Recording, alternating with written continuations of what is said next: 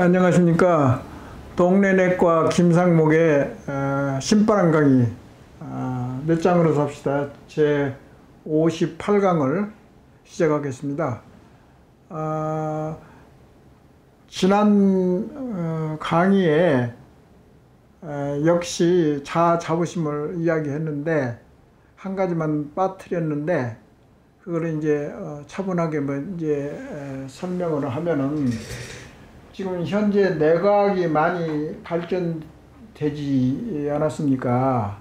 근데 지금 현재의 자아가 됐든지 스트레스가 됐든지 또는 인문학 이게 발전이 됐든지 이공계가 됐든지 간에 문화나 의식 또 기억, 특히 기억 유전자 또는 기억이 뇌에서 어떻게 저장되어 있는지 신기롭잖아요. 우리가 옛날에 생각했던 거, 행동했던 거 모든 것이 우리 머릿속에 기억이 되어 있지 않습니까?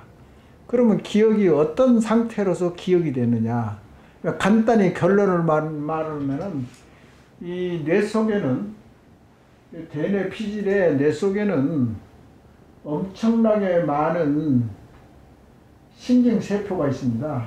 신경세포. 세포라는 것은 원래 이렇게 우리가 보통 생각하면은 이제 세포가 이렇게 있잖아요. 이제 세포가 이렇게 한 개가 있다고 하면은 여기 세포핵이 있습니다. 이런 것은 이 정도는 우리가 잘 알고 있잖아요. 초등학교 생물학에 이제 나오는 이제 그림인데, 세포가 하나가 있고 우리는 이제 우리 몸은 수억 개의 세포로 구분해요. 간에 가면 간세포가 있을 거고, 신경에 가면 신경세포가 있을 거고, 또는 콩팥이나 심장에 가면 거기 콩팥이나 심장 세포가 있을 거고, 근육에는 근육세포가 있을 거고, 단순하게 생각하면 이런 형태입니다. 근데 신경세포는 이제 간세포가 이제 이런 형태가 아니라 아주 길게 되어 있습니다. 이렇게. 그리고 이렇게 여기가 신경세포 핵이 여기가 있어요. 그러면 특이하게 신경세포는 이게 실같이 아주 긴 이게 축색돌기라고 하는데, 돌기 이런 거 있지만 가지가 이렇게 여기도 있고 여기도 있고 여기도 있고 여기도 이제 이렇게 이 신경세포의 신경다발, 신경이 이렇게 길게 이렇게 뻗어져 있는 특이한 신경세포로 구성되어 있습니다. 그래서 이것은 그러면은 우리가 무슨 이미지를 보든가 생각을 하든가 행동을 할 때 항상 이 뇌 속의 전달은 이쪽에 있는 신경세포, 이것하고 여기도 이제 주기가 이렇게 있지 않겠습니까? 근데 여기하고 여기에 만나는, 그러니까 신경의 기억이 됐든지 간에 또는 전달, 의사를 전달한단 말입니다. 그 신호가 전달되면 여기는 전기 신호가 이렇게 흐르고, 이런 데도 마찬가지고. 그러면은 이런 신경세포하고 신경세포의 간극, 이게 만나는 부분, 연결되어 있는데 이 부분이 시납스입니다. 시납스. 그러니까 신경세포의 돌기, 줄기, 신경다발, 이 서로 손을 뻗쳐가지고 이게 만나는 지점에서 이제 전기 현상이 이렇게 전달이 돼가지고 여기서 이온 채널을 형태로 해서 시납스를 거쳐서 다음 신경세포로 이렇게 신경이 전달이 됩니다. 그런 형식으로 되어 있어요. 그래서 그러면 시납스는 뭐냐? 여기인데, 여기를 확대해서, 이걸 확대해서 보면은 이제 이렇게 생겼습니다. 이렇게 생기고, 이렇게 다음에 이게 돌기가 이렇게. 그러니까, 여기 신경세포 축색돌기의 제일 마지막 부분. 이 신경세포의 마지막 부분, 이제, 여기하고 연결이 되어 있습니다. 이렇게. 여기에서 이제 신호가 왔다 갔다 합니다. 그러니까 이온 채널이라고 이제 상당히 깊게 들어가면 이게 상당히 복잡한데, 하여튼 이게 시납스입니다. 시납스. 그리고 여기 보면 이제 신경 전달 물질이 여기서 교환이 됩니다. 그리고 이온 채널이 이제 왔다 갔다 하고. 그래서, 이게 이제 기억이 이제 뭐냐. 그러면 여기에 관여하는 단백질이 이렇게 두꺼워져 있습니다. 이 현상이 이게 기억이란 말이에요. 기억. 그리고 이제 자아에 대한 것도 여기에 들어가 있을 거란 말이야.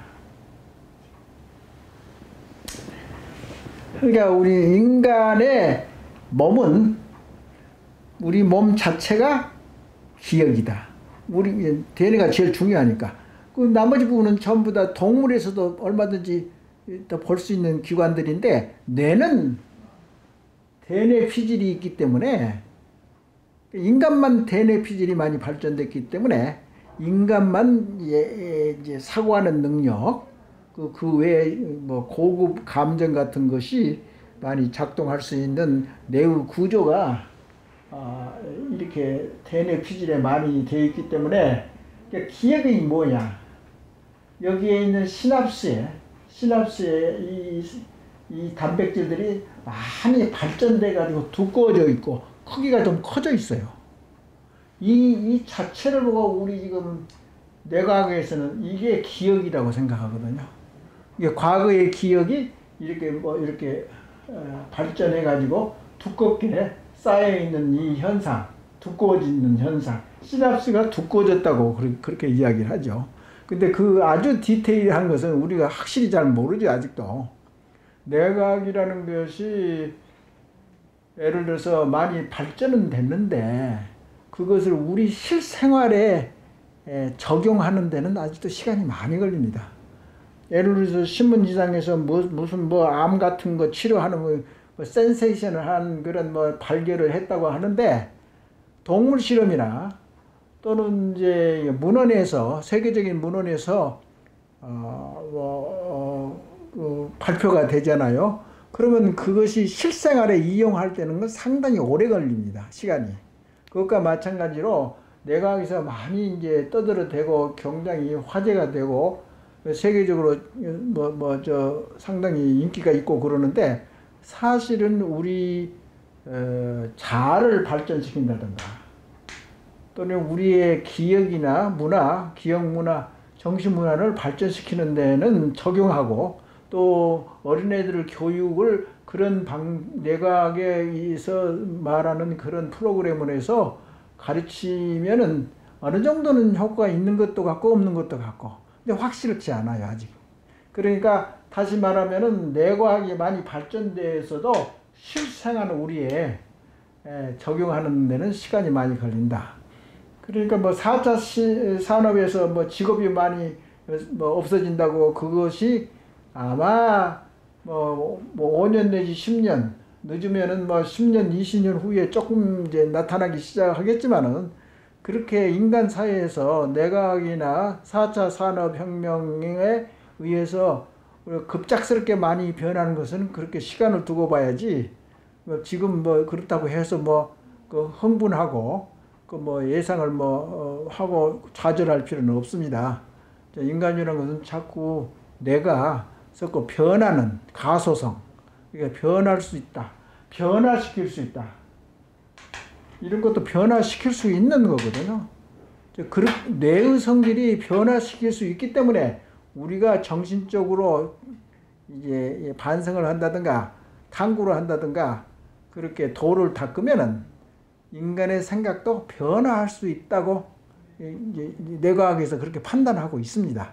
그렇기 때문에 얼마든지 우리가 의식 수준을 높일 수 있는 그런 길이, 그러니까 단서를 이제 뇌과학이 이제 열어주는 거죠. 그렇기 때문에 앞으로도 계속 어렵다. 버릇을 고친다면 어렵다. 말은 맞기는 맞는데 잘 하면은 버릇도 고칠 수 있다. 쉽게 고칠 수 있느냐 없느냐. 새로운 것을 빨리 받아들이고 옛날 것을 빨리 버리고 자꾸 변화를, 예를 들어서 일생생활에서 변화를 10번 한 것 해가지고 성공하는 것하고 한 번 변화해가지고 하는 것은 누가 더 빨리 발전할 것 같아요. 당연하게 자꾸 변할 수 있는, 뇌의 변할 수 있는 능력, 가소성이 높기 때문에 그것을 자꾸 연마를 하면은 결국은 빨리 우리가 정신적인 압축 성장도 가능하다. 그런 논리입니다. 그러니까 그것을 다시 또 강조하는 거고요. 그래서 시납스 그건 그 자체가 개인적인 자아이며 개인적인 기억 장치다. 그리고 거기에서 변화가 일어나고 깨달았고, 그러면은 이제 변화 속에서 깨달으면 그게 스스로 발전하는 내부 동기가 부여되는 거죠. 공부하는 것도 애들이 다 깨우쳐서 스스로 해야지 공부지, 외운다고 해서 암기하고 결과만 가지고 판단해가지고 그것을 이제 점수를 매기고 해서 그런 것은 의미가 별로 없어진다. 특히 4차 산업혁명 시대에서는 더더욱 그렇다. 그것을 다시 강조를 하는 바입니다. 그런데 이번 강의가 사실은 제58강 스트레스 조절입니다. 먼저 강의에서도 이야기했지만은 자부심이 높으면 스트레스를 덜 느껴요. 스트레스를 덜 느끼면은 자부심도 올라가고. 그러니까 이제 이런 수사도 많죠. 예를 들어서 내 가까운 예를 들면은 이제 간호사들이 있잖아요.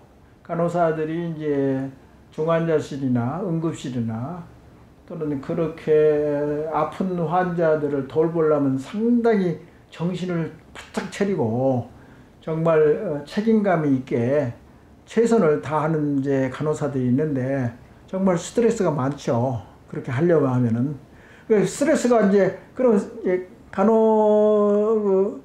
그런 분야에 있는 간호사들은 굉장히 이제 정신을 바짝 차리고 항상 이제 깨어있는 상태에서 최선을 다해서 일을 하는데 그게 너무나 지쳐보면은 스트레스가 너무나 오랫동안 가게 되면 이게 휴식이 없이 계속 그런 생활을 한다면 이게 처진다고, 사람이. 처진단 말은 뭐냐면 고갈된단 말이죠. 그 에너지가 고갈된다 그 말은 뭐는 자부심 그 능력이 떨어지는 거라고요. 스트레스가 너무나 만성으로 하면 여러 가지 신체적인 뭐 그런 문제도 있지만은 정신적인 문제도 있기 때문에 오히려 스트레스를 해소하는 방법을 강구해야지, 그렇지 않으면 녹아 떨어진다, 이제 그 말씀입니다.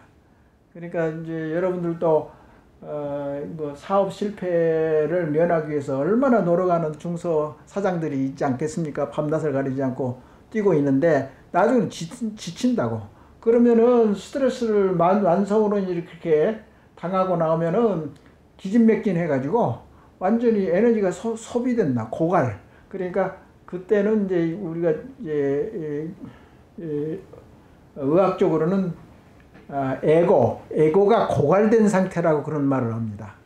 이제 그 말은 뭐냐면 자부심이 땅에 떨어져서 이제 소생할 기력이 없습니다. 그러면 어떻게 자부심을 다시 일으킴으로써 스트레스를 덜 느끼고 계속 우리가 능력을 발휘할 수 있느냐, 이런 것들이 이제 전체적으로 이렇게 맞물려서 돌아가는 겁니다. 그래서 첫 번째 간다는 것부터 이제 이야기를 하면은 스트레스가 적당하면 제일 좋은 거고, 스트레스가 너무나 없으면은 너무나 무력하게 되고 기력을 잃기 때문에 의욕이 없어집니다. 무기력하고. 그래서 그것도 그 자체가 또 스트레스라고. 무기력하는 그 상태가 건태롭기 때문에 기지개를 펴고 자극을 줘야지 다시 또 일어나서 일을 하는 거지. 기진맥진해서 다 고갈되고, 영어로 할 때는 이제 번아웃이라고 그 말 아니요? 다 타서 제가 되는 거. 그러니까 활활 타다가 에너지가 그럼 이제 소멸이 되는 거죠. 그게 이제 기진맥진이 가지고 녹아 떨어진 거죠. 그런 상태에서는 어떻게 해서 자아 자부심이나 스트레스 그 감각을 다시 되찾느냐. 그게 결국은 맞물려서 돌아가는 그런 이제 개념이라고 생각이 됩니다. 그래서 제일 간단한 것부터 이제 말씀드리면은 스트레스가 신체에 이제 있는 건 너무나 과도한다든가, 스트레스가 너무나 과도하다든가, 또는 스트레스가 너무나 장기간 계속 지속되면 병이 걸립니다. 간단히 말해서. 그런데 그것을 그러니까 스트레스 없이 잘 일상생활을 활동하고 노력하고 그러면은 자아 자부심도 저절로 이렇게 강화되고, 그래서 스트레스하고 이제 자부심은 서로 반대되는 이제 개념이다. 그런데 우린 이제 일상생활이나 모든 이제 성공과 행복을 찾으려면은 그렇게 노력을 해야 된다. 이제 그런 것을 그런 큰 개념이 있는 겁니다. 그래서 이제 일상생활에서 우리가 스트레스를 많이 받고 있죠. 그래서 급성 스트레스란 거 있죠. 예를 들어서 이제 둘이 싸우잖아요. 서로 맞지 않을 때 싸울 수도 있고, 자존심이 상하니까 싸울 수도 있고, 또 스트레스라는 것은 또 뭐 크게 교통사고를 나는 그 자체가 스트레스입니다. 그걸 하나 물리적 스트레스죠. 그리고 또 어떤 경우는 정신적 스트레스가 있고. 그래서 일반적으로 스트레스, 특히 급성 스트레스 신체 반응이 어떻게 나타나냐. 여러분도 다 아시겠지만은 스트레스 호르몬이라는 개념이 있습니다. 스트레스 호르몬은 이제 예를 들어서 여기 그림을 잠깐 보면은 스트레스 상태에서는 이제 세 가지의 신체가 이제 동시 다발적으로 이제 나타납니다. 자율신경이 이제 흥분해가지고 이제 문제가 생기고, 또 호르몬이 이제 많이 분비가 된다든가, 또는 신경 전달 물질이 이게 망가지고 이제 이상이 생겨가지고 정신 나간 소리를 한다든가, 이 정신이 이제 급성 스트레스는 이제 정신이 능력이 많이 감소되는 거죠. 그러니까 헛소리도 할 수 있고 제대로 판단 능력이 떨어지고 그렇게 되는 거죠. 그래서 스트레스 호르몬은 이제 급성 스트레스에 특히 많이 이야기되는 것이, 스트레스를 느끼면은 부신이라고 있습니다. 부신은 이제 심장의 이제 꼭대기에 이렇게 양쪽에 있는데, 심장 양쪽에 심장 콩팥이 있잖아요. 우쪽에 조그마한 이제 섬이 있습니다. 여기에 이것을 해부해서 보면은 이 부신 안쪽하고 바깥쪽 이 두 군데인데, 안쪽이 부신 수질이라고 그래요. 그러니까 이게 동그라미하게 생긴 이제 부신이 있으면은 이 아래는 수질이고 여기는 피질이다.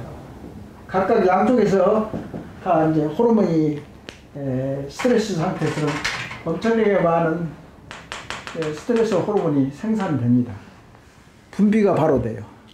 그래서 그 부신 중간에 있는 부신 수질에서 에피네프린 또는 아드레날린이라는 호르몬이 엄청나게 막 나오죠.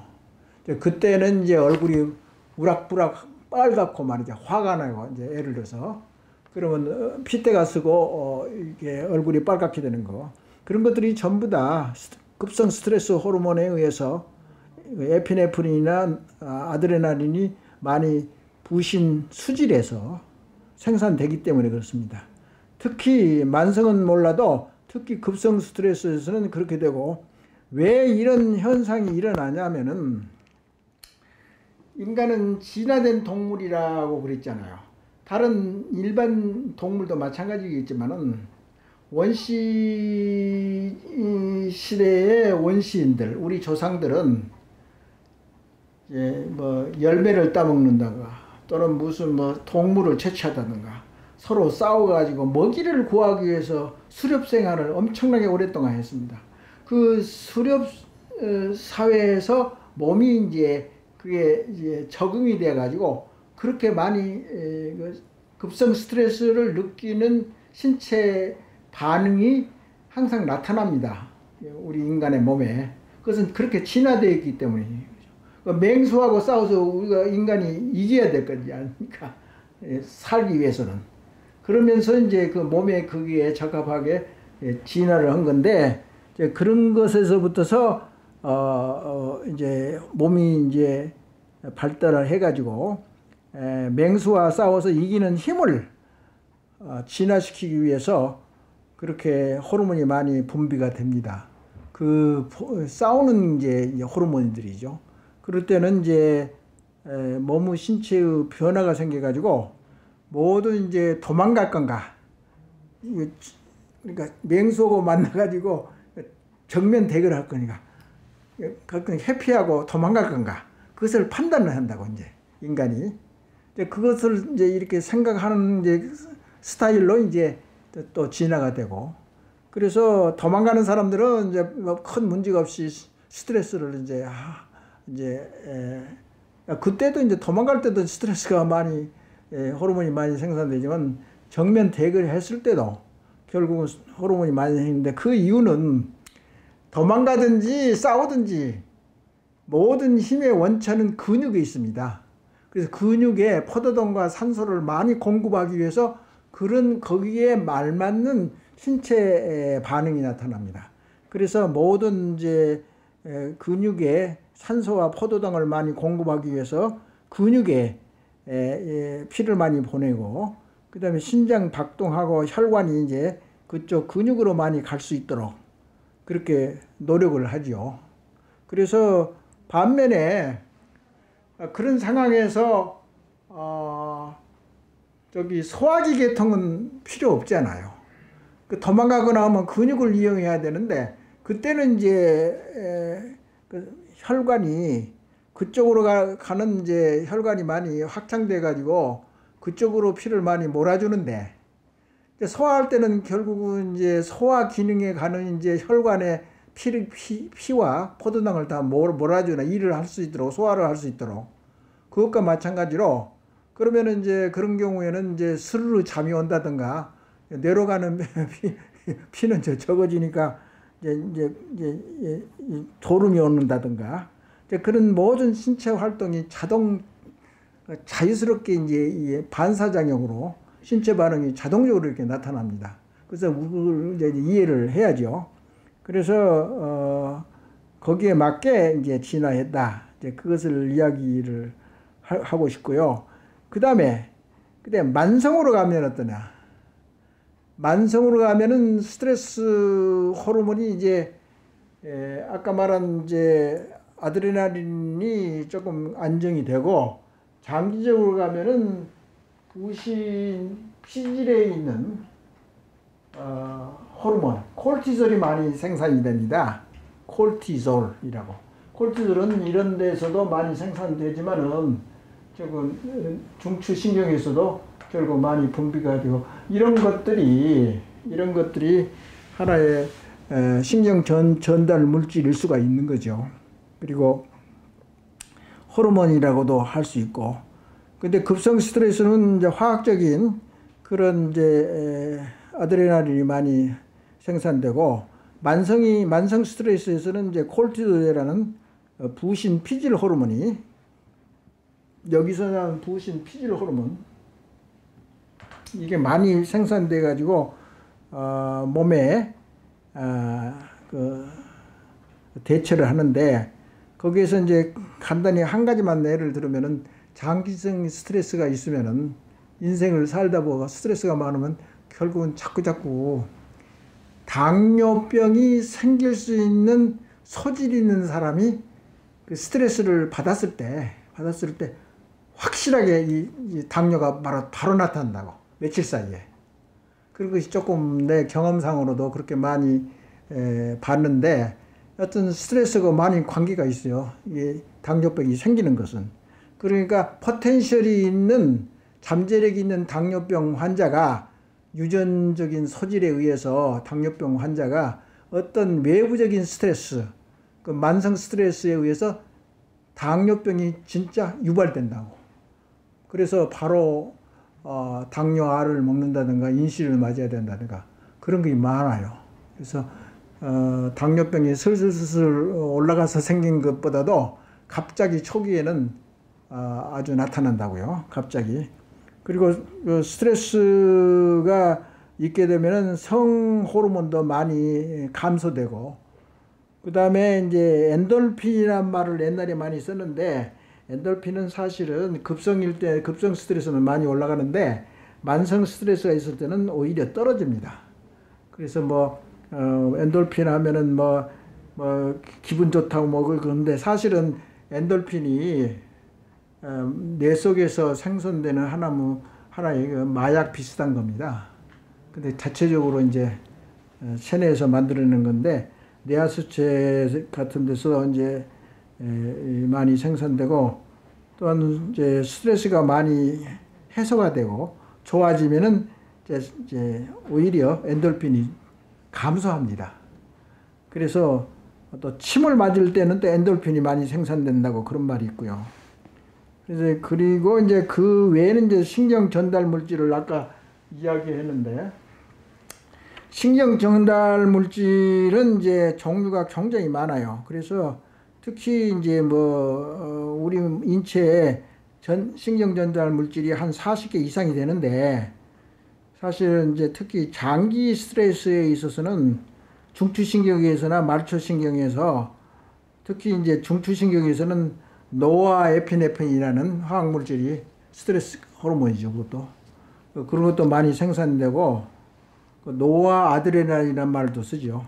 그리고 이제 세로토닌도 많이 올라가고, 도파민도 많이 올라가고, 그 다음에 아세틸콜린의 이제 생성이 변화가 생기고, 그래서 그런 호르몬들이 많이 생산되면은 이제 조증이라고, 이제 마니아, 좀 미친 듯 흥분된 상태, 그런 이제 정신적인 이제 스트레스가 생기는 거고, 어떨 때는 그게 너무나 장기적으로 하고 이제 오래되고 그러면 이제 우울증이 생길 수도 있단 말이에요. 그것도 반대 현상으로. 그런 것이기 때문에, 여하튼 일반적으로 와서 신경 전달 물질은 흥분 상태, 스트레스 상태가 많이 분비된다. 그래서 우리 몸에 여러 가지 증상을 나타낸다. 그리고 스트레스 때는 이제 신경 전달 물질 중에서도 억제성이 있는 물질이 있어요.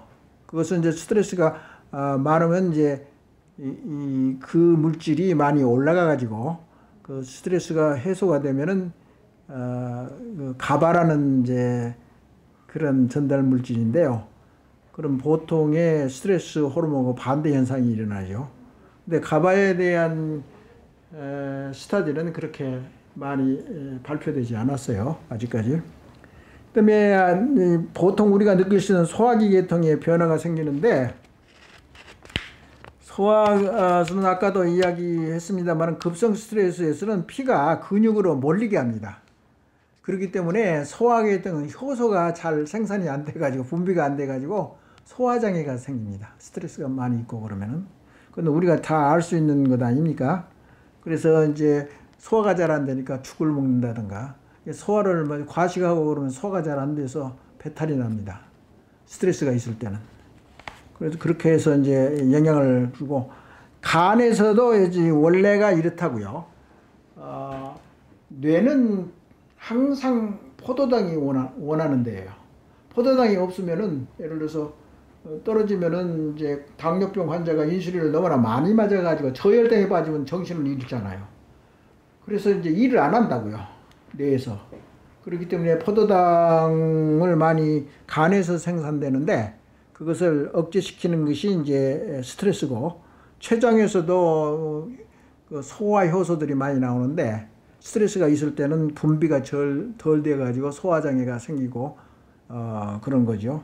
그다음에 또 제일 가깝게 우리가 느낄 수 있는 것은 급성 스트레스나 만성 스트레스나 마찬가지인데 심장, 심혈관, 혈관계통하고 심장은 아주 우리가 느낄 수 있는 거예요. 다 아시다시피 뇌를 피를 말이죠. 근육으로 막 보내야 되는 그런 우선순위가 근육이 있기 때문에 항상 이제 심장에서는 많이 펌핑을 해야 된다고. 피를 많이 이제 박동수가 많이 빨라지는 거예요. 두근두근두근두근. 그러니까 뭐 우리가 다 느낄 수 있는 거잖아요. 스트레스 생기면 가슴이 두근두근 한다고. 맥박이 빨라지고.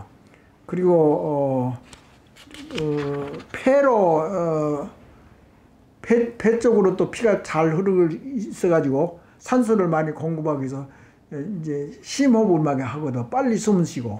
그러니까 기관지하고 폐의 그것도 변화가 생기는 거죠. 그래서 숨 쉬는 것도 깊고 빠르게 숨을 쉬고 그러니까 흥분 상태에서는 더더욱 그런 거죠. 그리고 이제 혈액이 조금 끈적끈적해지고 그리고 만성이 있을 때는 임파구에 문제가 있고 기능에 문제가 있는 거죠. 그다음에 신장과 비뇨기 계통.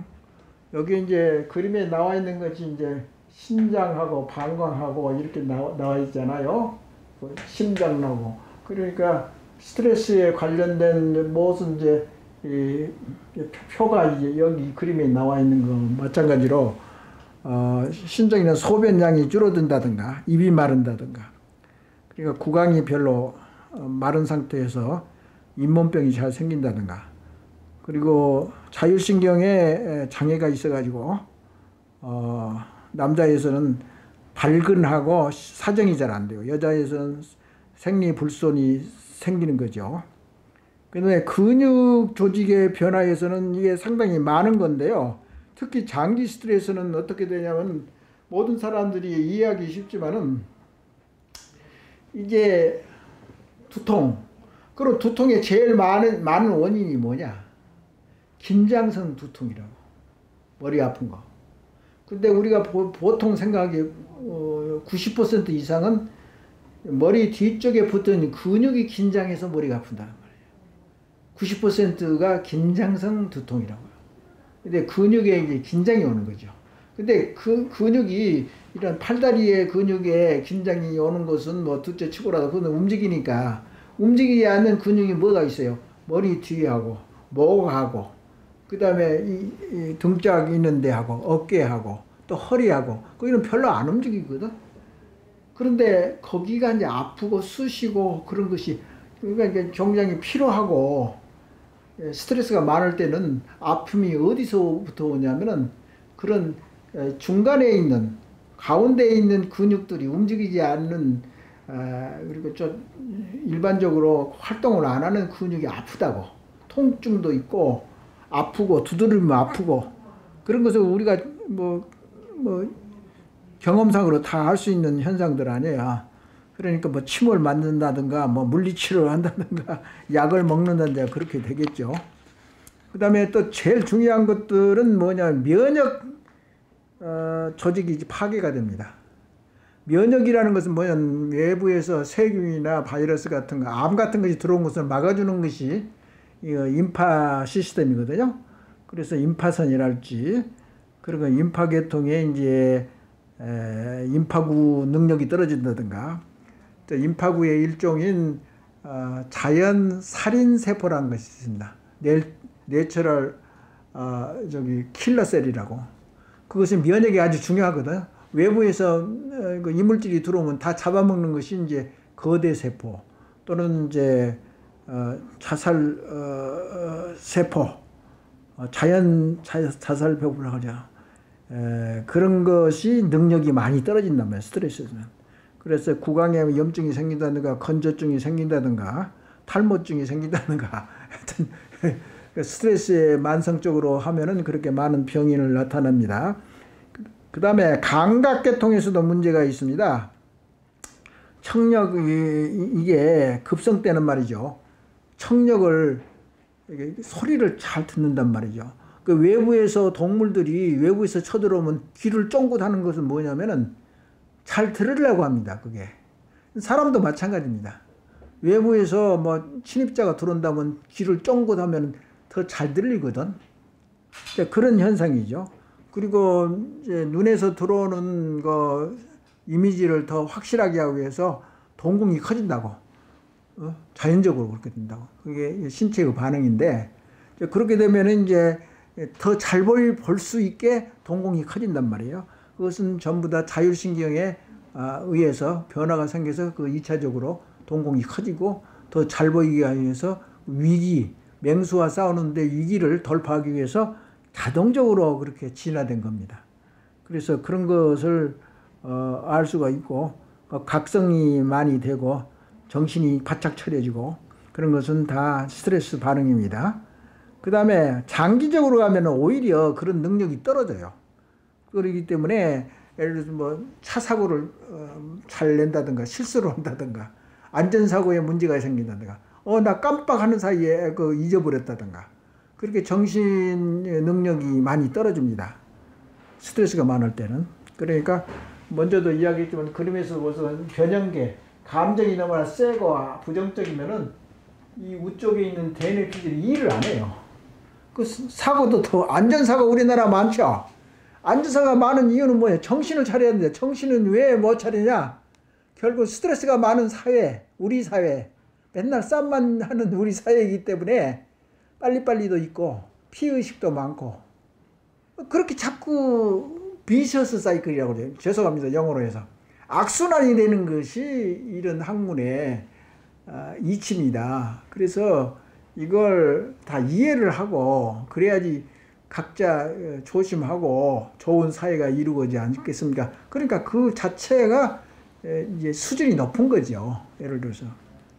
그리고 수명이 단축된단 말이죠. 아까도 이야기가 이제 암이 많이 발생, 바이러스. 예를 들어서 다 아시겠지만 겨울에 자꾸 감기 들면 나 면역이 떨어졌나? 그렇게 다 이야기 하잖아요. 그건 맞습니다. 몸이 안 좋을 때 스트레스가 많이 있을 때는 몸 자체에서 림파계뿐만 아니라 모든 시스템이 이게 외부에서 들어오는 물질에 싸워서 이기는 능력이 떨어집니다. 그래서 자꾸 감기 걸린다고 그렇게 이야기를 하는 거죠. 그리고 다시 한번 이야기했지만은 극복 스트레스라는 말을 쓰고 있어요. 극복. 스트레스가 생겼을 때 그것을 극복하려고 하면은 또 스트레스가 또 생긴단 말이죠. 예? 그러니까 이제 간단히 예를 들면은 불면증이 있는데 그것을 고치려고 애를 쓰고 그런데 잠이 더 안 온단 말이죠. 그러면은 그 기존에 있는 스트레스에다가 그것을 극복하려고 극복하려고 하는데 또 스트레스가 또 플러스 되니까 잠이 더 안 온단 말씀이에요. 그러니까 그것을 이제 신경이나 스트레스 학문에서 그것을 얼마든지 설명할 수 있는 거죠. 저는 그런 애들이 많습니다. 아주. 스트레스가 일상생활을 하는데 상식적으로 알고 있으면은 많이 도움이 되죠. 그 다음에 또 말씀 올리고 싶은 것은 스트레스가 많은 상태에서는 정신력이 감퇴됩니다. 그러니까 그게 문제라고. 우리나라 사회에서도 그게 계속 일어나고 있는 것 같아요. 그렇기 때문에 자아 자부심이 굉장히 약화되어 있어요. 그것은 이제 그런 피해의식이나 그런 환경에서 자라났을 뿐만 아니라 그에 대한 인식이나 이해가 없으니까 오히려 더 그것을 극복하려는 그런 움직임이 없게 되는 거죠. 그러니까 항상 그게 그거죠. 그러니까 그런 것들이 중요하다고 이제 생각을 되고 오늘은 이제 조금 장황하게 스트레스에 의해서 몸이 어떻게 반응이 나타나는지 거기에 대해서 이야기했는데 다음 강의에는 스트레스도 종류가 좀 있어요. 간단히 이제 시간이 지났지만은 간단히 이야기하면 왜 옛날에 우리가 노이로제라는 것은 내 생각에는 일본 말이었을 거예요. 옛날에는 노이로제. 근데 노이로제가 어디 나라 말인지는 모르겠는데 그 증상 중에서 스트레스 증상 중에서 노이로제라는 것은 이제 우리 말로 다시 또 한문이겠지만은 바꾸면은 신경증 이란 말을 많이 쓰죠. 요새는 노이로제라는 말 별로 안 씁니다. 신경증, 신경이 이제 많이 이제 불안해진다고 하고.